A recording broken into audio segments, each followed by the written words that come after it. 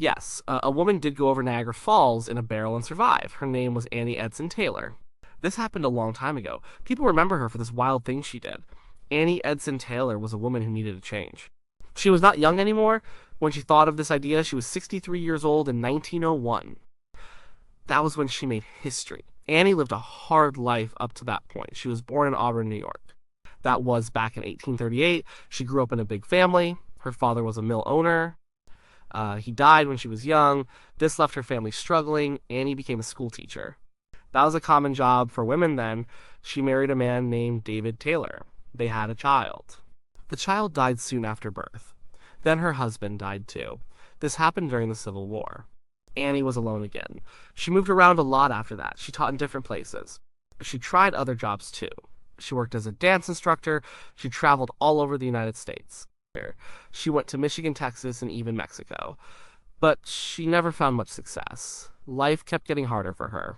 She was getting older. She had no real family left. Her money was running out. This worried her a lot. She saw no clear future. She felt desperate. She needed a way to make money. She needed it fast. That is when she started thinking about Niagara Falls. Niagara Falls was already a famous place. People came from everywhere to see it. It was a natural wonder, but it was also known for daredevils. Some people went over the falls in boats. Others tried to cross on tightropes. Many of them died. But the ones who lived became famous. They made money from their fame. Annie saw this. She thought maybe this was her chance. She heard about others doing stunts there. She thought about how she could do something even bigger, something no one had done before. She was not the first to go over the falls, but she wanted to be the first to go over in a specific way. And she wanted to be the first to survive that specific way. Her idea was to go over in a barrel. This sounds crazy, and it was, but she thought it might work. A barrel seemed strong. It could protect her from the impact. She started telling people her plan. Most people thought she was out of her mind. They warned her not to do it. They said she would die. But Annie was determined. She had nothing left to lose. She felt this was her only option. She needed money. She wanted to be famous. This was her last big gamble. She knew it was dangerous. But she felt she had to try. She began to plan how to make her barrel. She thought about what kind of barrel it should be. She needed a strong one. She needed one that would keep her safe. This was a huge undertaking. She had no money to start. But she had a wild dream, and that dream gave her purpose. For the first time in a long time, Annie felt she had a goal. It was a dangerous goal. But it was a goal nonetheless. She did not care what people said. She was going to do it. She was going over Niagara Falls. In a barrel. She was going to be the first, and she was going to live. She hoped. Annie Edson Taylor knew she needed a good barrel. This was not just any barrel. It had to be a special one. It needed to keep her alive. So she started to think about the design. She decided on an oak barrel.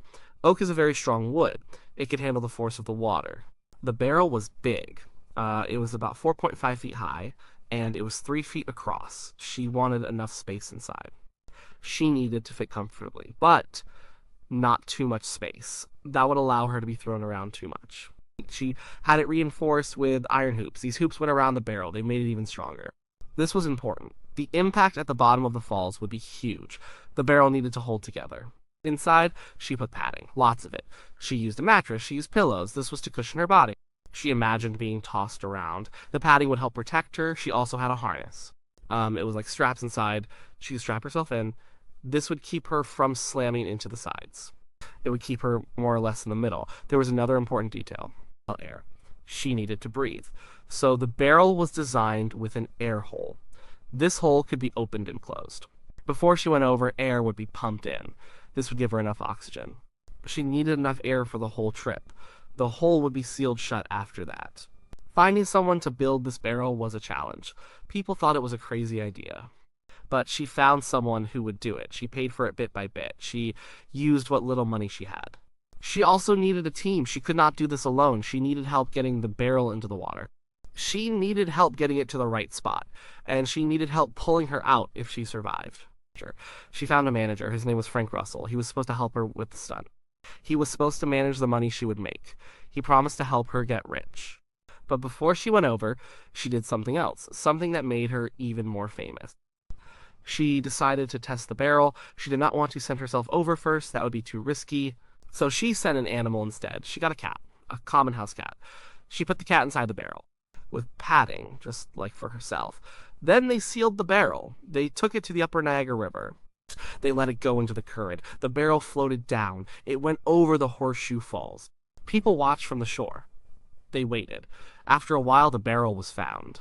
It was battered, but it was still in one piece. They opened it, and the cat was alive. It was scared. It was wet, but it was alive and mostly unharmed. This was a huge sign. Annie saw it as a good sign. It meant her barrel design worked. It gave her more confidence. It also got more people interested in her stunt. News spread. Everyone talked about the woman who would follow a cat over the falls. The date was set. October 24th, 1901. It was her 63rd birthday. She wanted to do it on that day. It felt special. Crowds started gathering. People heard about the cat. They heard about the old woman. They wanted to see it for themselves. Many thought she would die. Some hoped she would. It was a spectacle. The preparations were intense. She was nervous, but she was ready. Or at least she told herself she was. She had put everything into this. Her last penny. Her last hope. The barrel was ready. Her team was ready. The falls waited. The day arrived. October 24th, 1901. Annie Edson Taylor's 63rd birthday. The weather was a bit chilly. But the sun was out. A large crowd had gathered. They lined the banks of the Niagara River. They wanted to witness history. Or a tragedy. Annie was brought to the launch point. This was above the Horseshoe Falls, near Goat Island. She saw the crowd. She heard the roar of the fall. It was loud even from a distance. Her heart must have pounded. She was afraid. She later said she was terrified. But she put on a brave face. She had to. There was no turning back now. She wore a simple dress. She was helped into the barrel. It was a tight fit, but the padding made it bearable. She probably took a deep breath. She said her goodbyes to the few people she trusted. Her manager, Frank Russell, was there. He was making sure everything went according to plan. Once she was inside, her team sealed the lid. It was screwed down tight. They used a bicycle pump to force air into the barrel. This gave her a supply of fresh air. It was a crude method, but it was the best they had. Then they sealed the air hole. She was completely enclosed, in darkness, alone, with the sound of the rushing water outside. Her team, mostly 2 men with a small boat, took the barrel. They towed it out into the swift current of the Niagara River. They had to be careful. They needed to release it at the right spot. The current would carry it down over the rapids, and then over the brink of the falls. The barrel began its journey. It moved quickly now.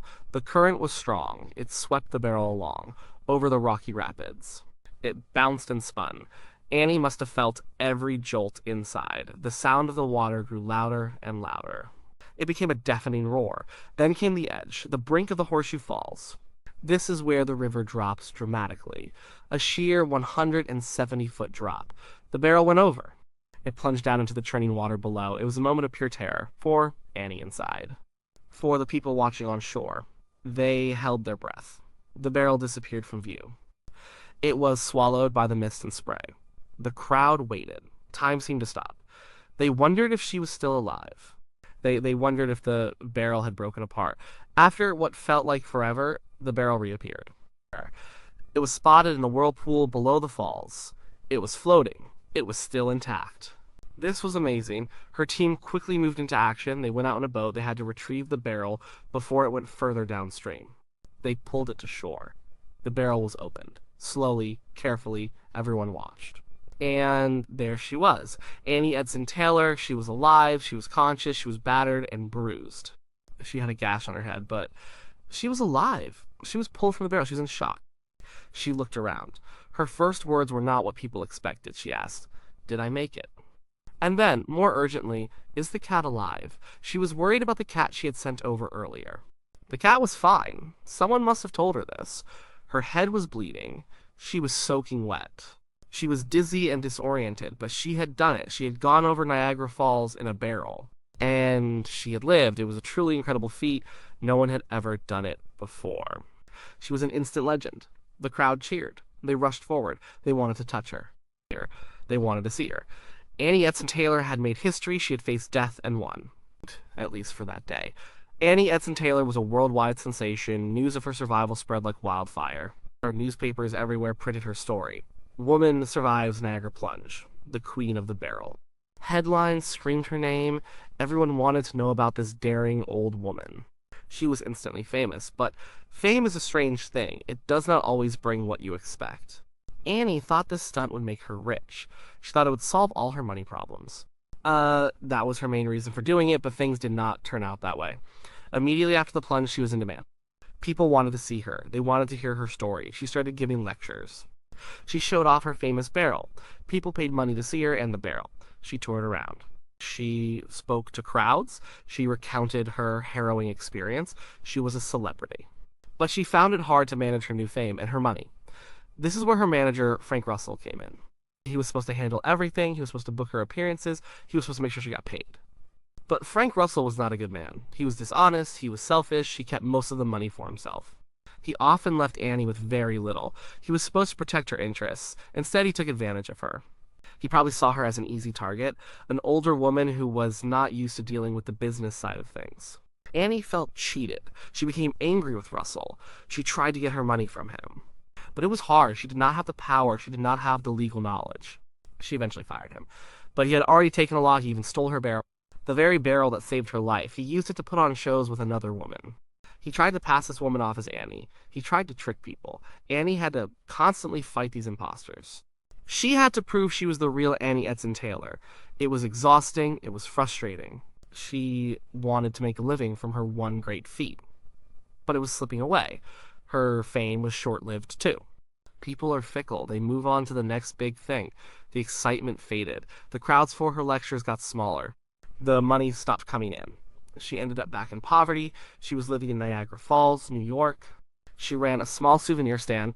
She signed autographs. She told her story again and again.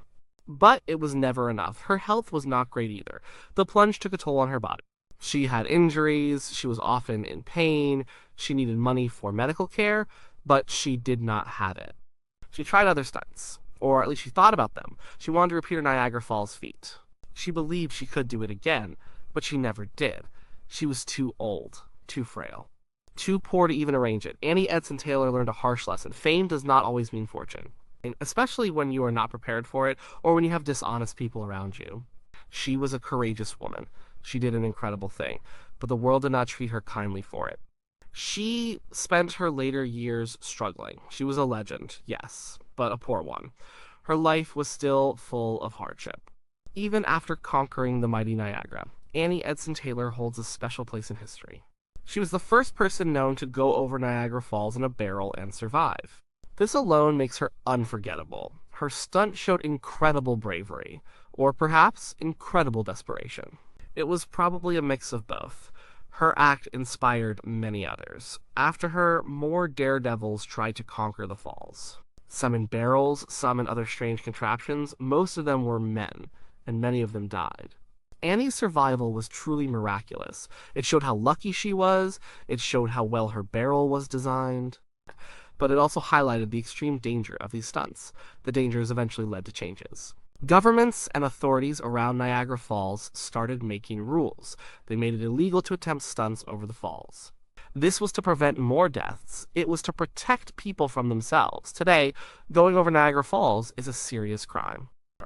You can face heavy fines and even jail time. Annie Edson Taylor's stunt, and the many that followed, helped bring about these laws.